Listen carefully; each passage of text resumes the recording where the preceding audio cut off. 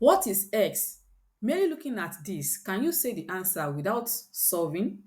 Let me know in the comments. Now, let's solve it together. First, we have to simplify the base. Since we have 7 here, it's a prime number. So let's also express 49 in terms of 7, such that 49 is the same thing as 7 times 7, which is the same thing as 7 power 2. So we'll be using that here so that we have 7 power x minus 5 here to be equal to 7 power 2 times x, the x that we have here. So this will become 7 power 2x. Now, we will equate the powers. Since we have made the base the same, we will equate the powers such that x minus 5 on the left hand side will be equal to 2x.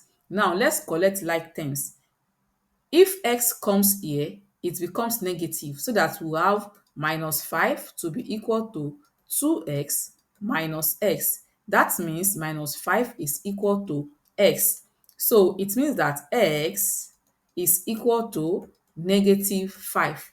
And that is the answer. Did you get it before I solved, or you solved along? Let me know in the comments.